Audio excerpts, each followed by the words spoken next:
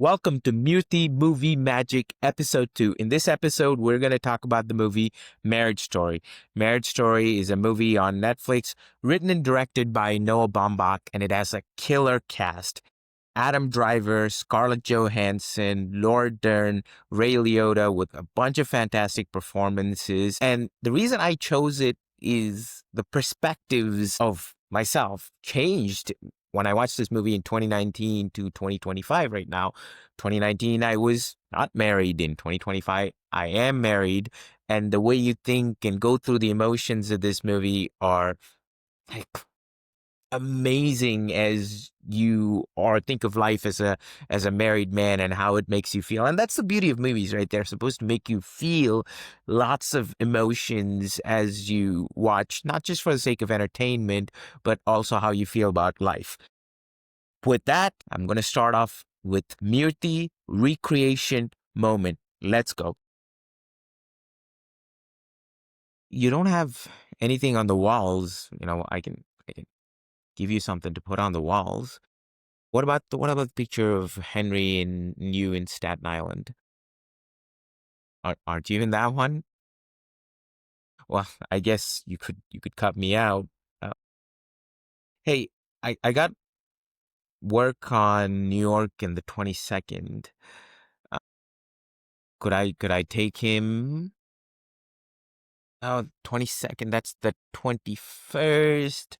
Um, we got something with the cousins at LACMA. We got tickets. Could you change it so that I can take him?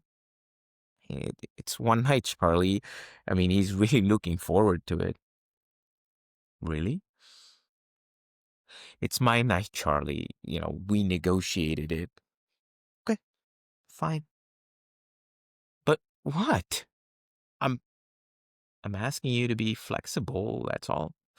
I am flexible. You came in and out, and it's one night. We got tickets. It's not just one night, but fine. Mm.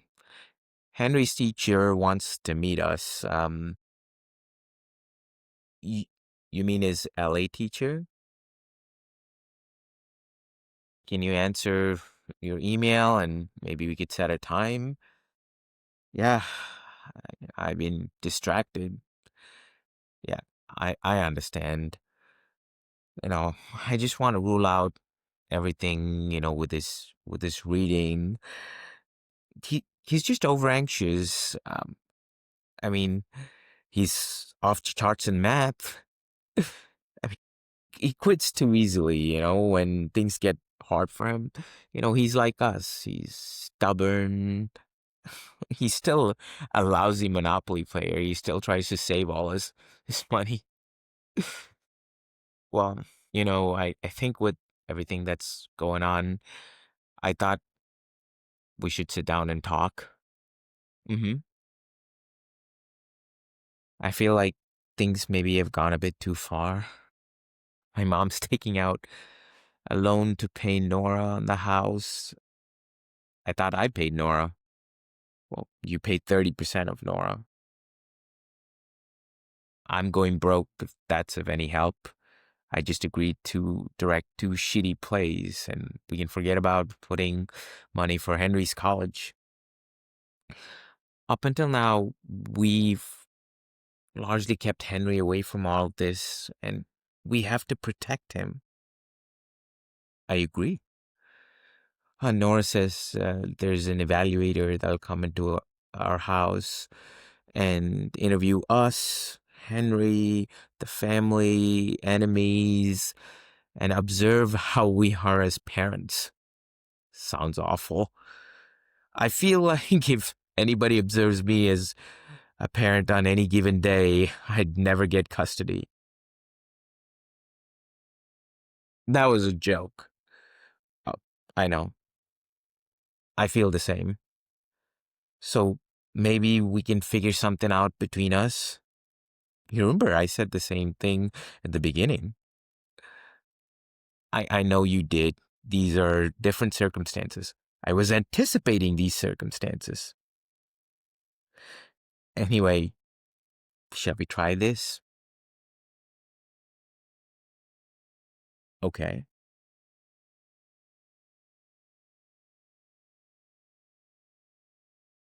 I don't know where to start. Do you understand why I want to stay in LA? No, Carly, that's not a useful way to start. I don't understand it. You don't remember promising we could do some time here? So we discussed things.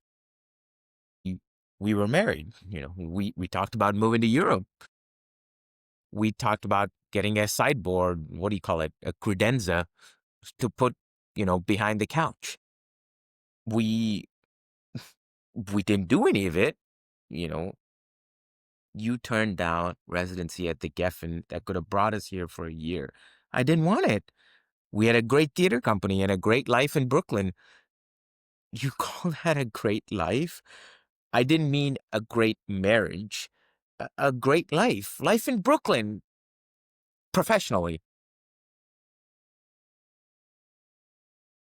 I never considered anything different.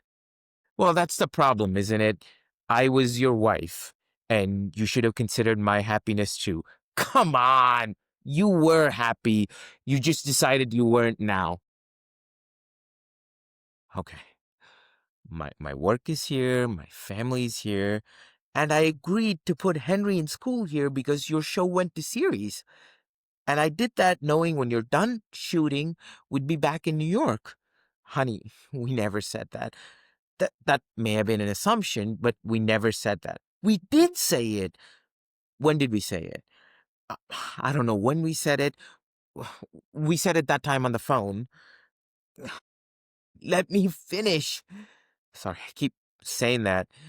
I thought if Henry was happy and my show continued, we could do some time in LA. I was not privy to that thought process. The only reason we're living here is because you can't imagine any desire other than your own unless they're forced upon you. Okay, you wish that you weren't married to me. You wish you had a better life, but that is that's happened. So what do we do from here? I don't know. Nora says there's no coming back from this. Fuck Nora.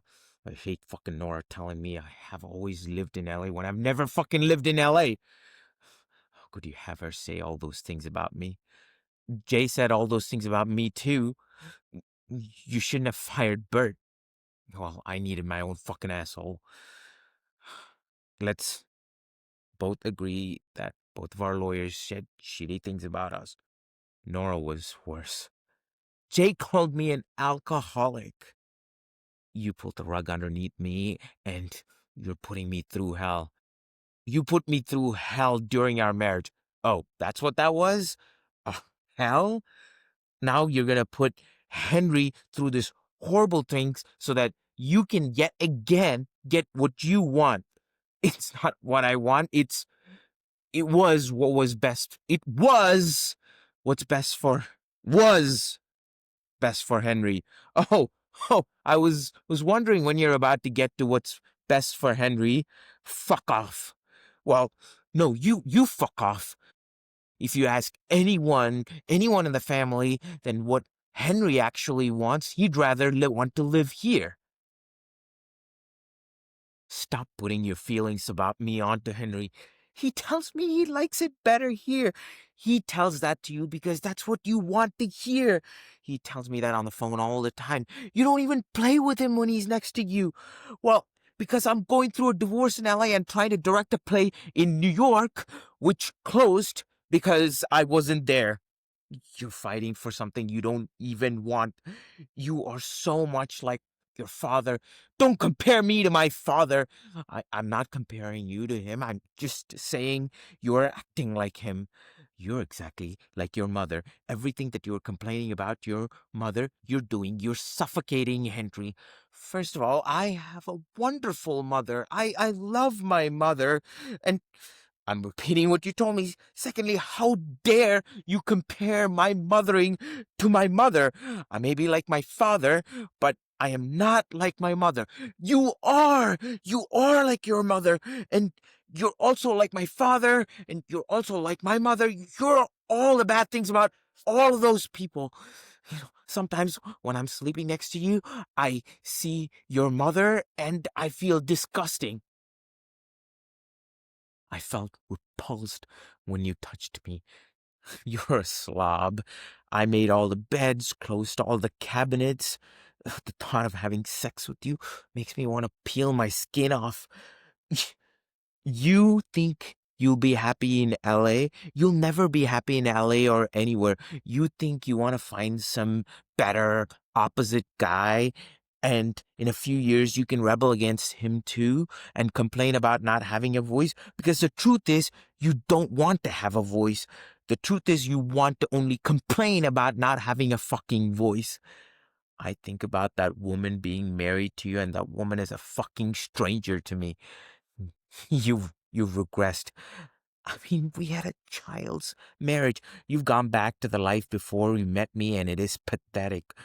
People used to tell me you were selfish. You're so selfish to be a great artist. And I used to defend you, and now I realize that they were right. All the best acting you had is behind you. Now you're back to being a hack. You gaslighted me. You're a fucking villain. You want to present yourself as a victim because it's a good legal strategy? Fine. But you and I both know you chose this life. You wanted to be in LA till you didn't. You used me to get out of LA. I didn't use you. You did, and you blamed me for it. Life with you was joyless. Oh, that's why you wanted to go fuck somebody else? Oh, you shouldn't be upset that I fucked her. You should be upset that I had a laugh with her. Do you love her? No. But she didn't hate me. You hated me. No, you hated me. You fucked somebody we worked with. You stopped having sex with me for the last year. I never cheated on you. Well, that was cheating on me. But there's so much I could have done. I was a director in my 20s. I came out of nowhere, and then suddenly I was in the fucking timeout in New York. I was hot shit. I wanted to fuck everybody else, but I didn't, because I loved you and I didn't want to lose you. But I'm also in my 20s. I didn't want to lose that, but I kinda did. And you wanted so much, so fast. I didn't even want to get married. Fuck it, there's so much I didn't get to do. Oh, thank you. Thanks for that. You're welcome. I can't believe I have to know you for fucking forever. You're fucking insane, and you're fucking winning. Are you kidding me? I wanted to be married. I already lost. You didn't love me as much as I loved you. What does that have to do with LA? What? You are so merged with your own selfishness that you don't identify it as selfishness anymore. You're such a dick. Every day I wake up and hoping that you're dead. Dead like Henry. Henry could be okay, and you could get an illness, or you could get hit by a car and just die.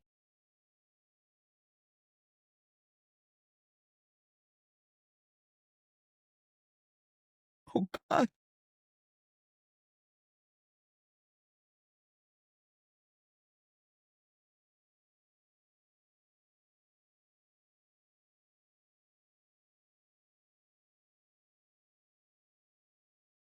I'm sorry. Wow, ladies and gentlemen, that was very fun to do. I didn't anticipate it taking 10 minutes of time, but what I enjoyed the most about recreating that, it just encapsulates the narrative about this marriage that has deteriorated. And our main characters are Charlie, who's a theater director in New York, and Nicole, who is an actress who worked in the theater company that Charlie founded and got married to him, and is an actress and main actress in all of his key plays. And this marriage has gone its separate ways because of Nicole wanting to move to LA after she gets a gig in a show that she wants to continue, and Henry wants to live in New York and drive his theater company.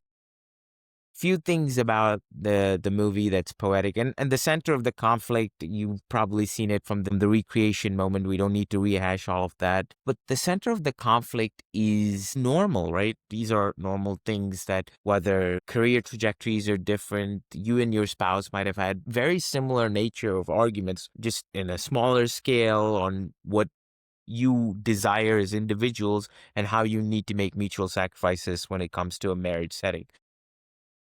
But let's talk about the movie cinematic elements of it. First thing that I loved about the movie is the fact that we do a Broadway style cinema, where it is a combination of play and a movie. If you look at the mise en scene, how the camera is continuously following the actors, so it feels like a continuous play-like setting. And even in this argument scene, it continues on for 10 minutes as if you're watching a Broadway show. So part of that is what you need to do, is to view this movie as like a Broadway play. So no phones, just try to recap it like how you would respect it as you would in a Broadway show.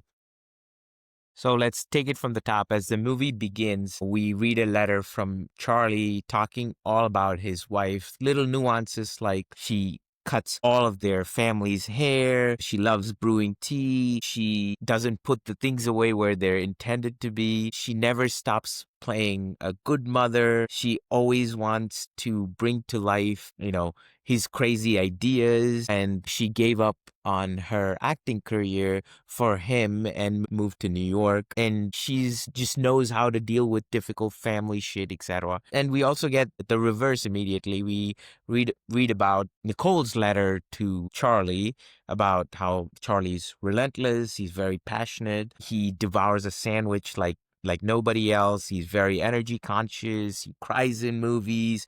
He loves being a dad. He treats everyone in his theater company like family. So we read all of these good things as audience about each other, and that's how the movie starts. And we get the context that this is because they want to be in a couples therapy session where they want to read about each other, what they wrote about each other. And Nicole refuses to do so and says like, why don't you guys suck each other's dicks? I'm not doing this. Although I wrote it, I don't want to read it in front of Charlie anymore.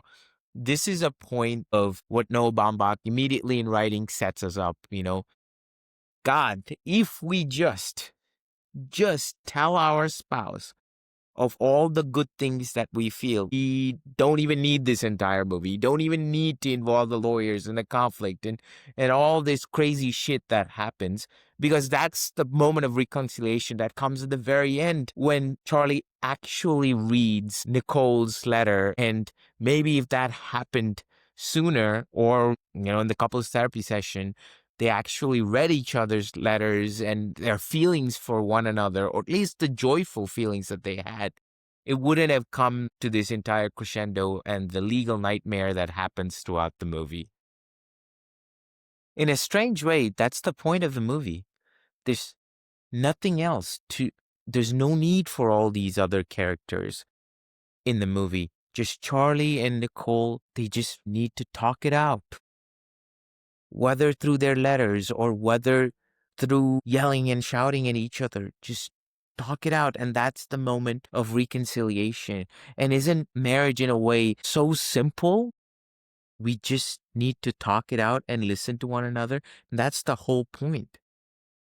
Throughout the whole movie, Noah Baumbach just make sure all the moments where Charlie and Nicole are together, it is very cordial, very nice. But all the moments outside where Nicole and Charlie are separated from each other, they have to make assumptions about one another through lawyers or through somebody else, and that eventually deteriorates the marriage.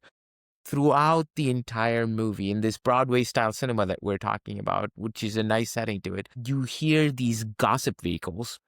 Oh, he's very controlling.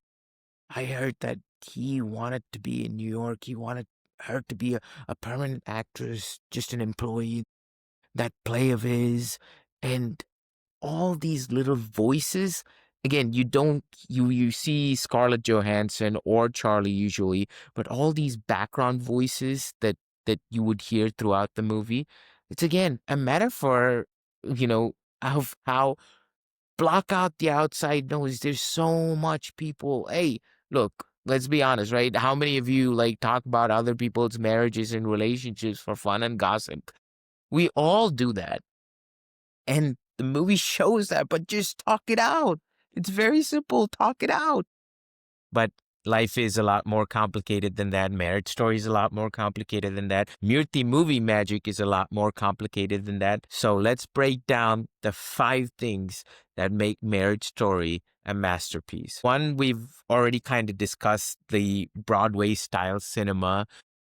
2, is characters and performances. Elite performance by Adam Driver, Charlie, and Scarlett Johansson as Nicole. But the show stealer for me was Laura Dern. What a bitch. I love Laura Dern as an actress, but I could not stand her. My skin literally peeled whenever I saw her on my screen. I wanted to throw something at the TV. Little moments where, there's a great scene where Nicole is crying to Laura for the first time. She's meeting Nora, played by Laura Dern, for the first time. And Laura Dern comes close to Nicole almost in a consoling way. And the first thing she says is that, hey, before you hire me, I want to let you know everything about myself. Nora plays the lawyer that represents Nicole in the whole movie.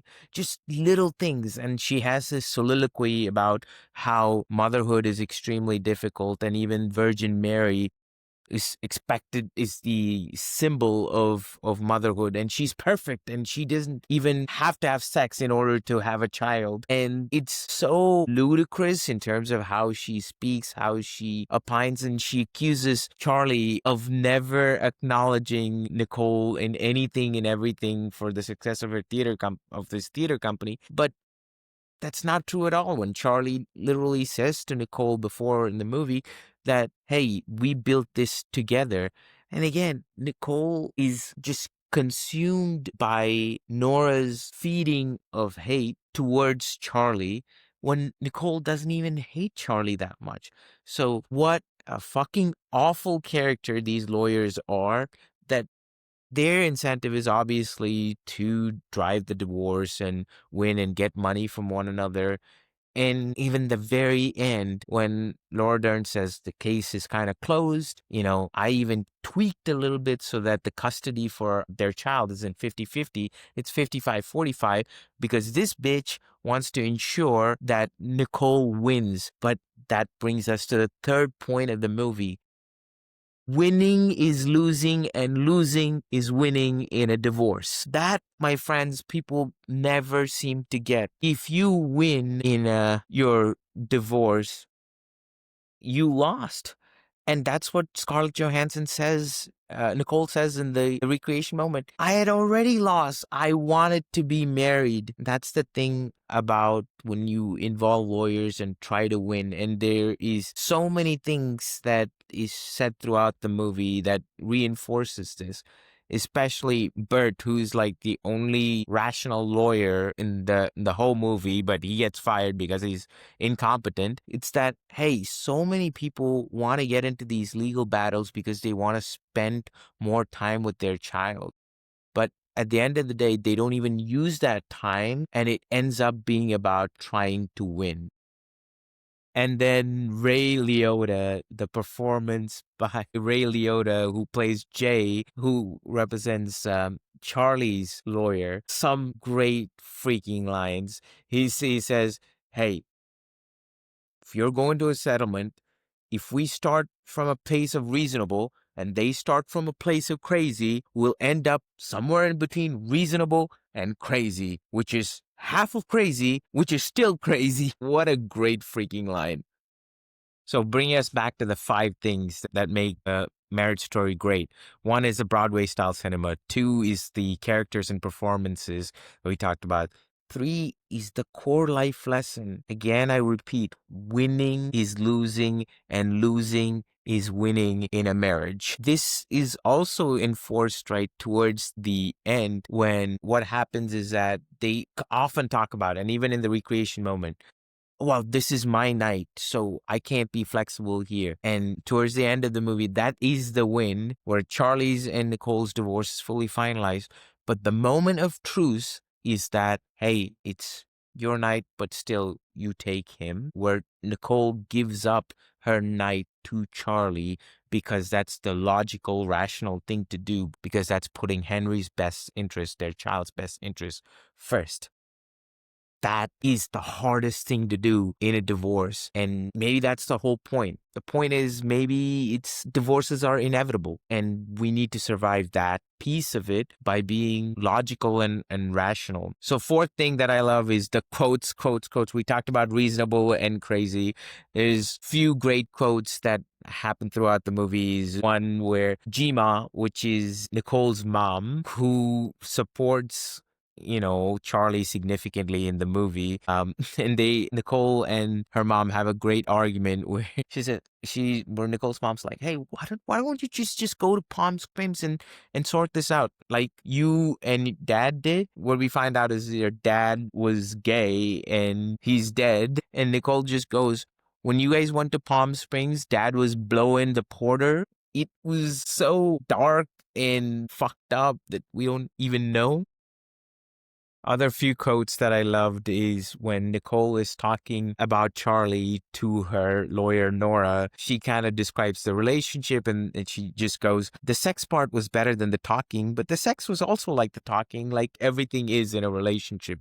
Again, small, beautiful quote about a lot of things about how we feel about relationships in general. Other quotes that I loved is when Bert, who was Charlie's previous lawyer, just kind of gives a realization moment to Charlie that, hey, you were married in LA, your child goes to school in LA, you cannot prove in a court of law that you lived in New York, although you and your wife lived in New York for 10 years. So that is the context of the scene. During the moment of think about what's best for your child, and Bert gives almost grandpa-like advice. Hey, maybe your kid will go to college in the East Coast. And again, this is the dichotomy of what's best for the child and winning. And Charlie continues to fight for custody and trying to bring back everything in New York, but it's never going to be the case. But Charlie still decides that he wants to fight. Again, comes back to our central theme. Wanting to win is losing, and losing is winning because that's what's best for everyone involved. And how can you forget all the great quotes from the great fight scene, the Murthi recreation moment that we did? I think my favorite is that you're merged in your own selfishness that you don't identify what is selfishness anymore. Fantastic line. I think throughout the movie is just like so many great lines. You want to frame yourself as a victim because it's a good legal strategy. Great line. Lastly, I think fifth point as to why this is a masterpiece is whose team are you on? When my wife and I watched it together, she was firmly on Team Nicole. Then why? Because Charlie cheated on her. But was the cheating really that big of a deal to Nicole? Because we are told in the beginning of the movie, as Nicole is telling her story to Nora, her lawyer, that Nicole did in fact cheat on her prior engagement to be with Charlie. So listen, however you feel about cheating, in the context of these characters, it's more about Nicole wanting her voice to be heard and wanting to be respected professionally. Her profession and her dreams is more the context of the marriage deterioration. Now, obviously, the infidelity part always is the last straw that broke the camel's back. But as we go through, whose team are you on? Is it Team Nicole or Team Charlie? Or even them, they have respective sub-teams, right? There's Jay Marotta, the lawyer of Charlie, and then Laura Dern, who's the lawyer of Nicole, and whose sides of those two are you on? And the funny part is we see this small scene just before the lawyers go in to talk about the divorce proceedings. They're just like, hey, you want to come to this cancer event that we're doing? They're so like amicable professionally. At the end of the day, they just want to give money. They don't give a shit whether they're representing you or representing the other party, as long as they can get as much cash out of you as possible. So the real team that I'm on is on Team Marriage. Let's try to make this work. And maybe that's what's the point of Marriage Story is.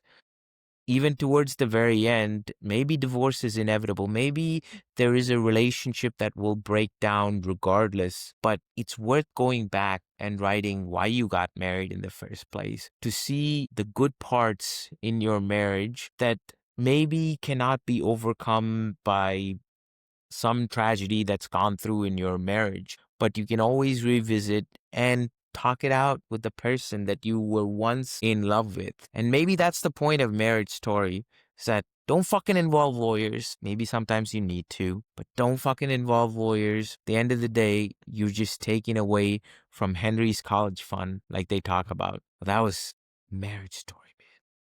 Fucking amazing.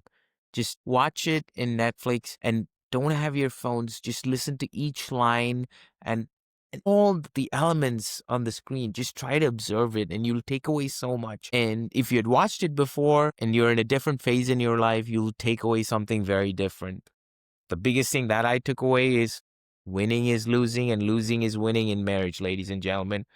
With that, we'll close out this episode of Murthi Movie Magic. Look forward to seeing you in the next one.